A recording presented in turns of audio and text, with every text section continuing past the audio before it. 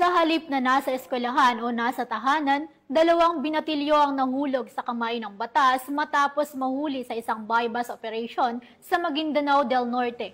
Ang balita mula kay Patroluman, Judian Alibo.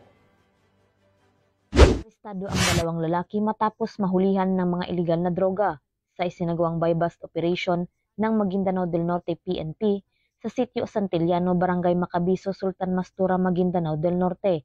Nito lamang ikaunang araw ng Hulyo taong kasalukuyan.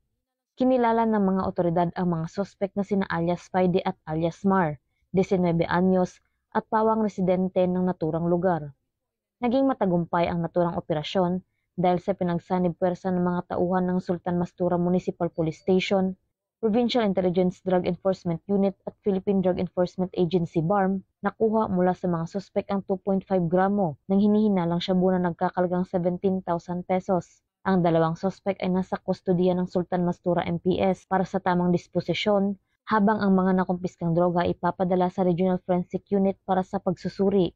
Kasong paglabag sa Republic Act 9165 o Comprehensive Dangerous Drugs Act of 2002 ang ihahanda laban sa mga sospek. Ang Maguindanao del Norte PPO sa pakikipagtulungan ng iba't ibang unit ng pulisya ay nananatiling nakaantabay upang masigurong ligtas at maayos ang pamumuhay ng mga mamamayan laban sa banta ng iligal na droga. Mula rito sa riyon ng Bangsamoro, ako ang inyong PNN correspondent, Patrolwoman Judian Alibo, alagad ng batas, taga-taguyod ng Balitang Pulis.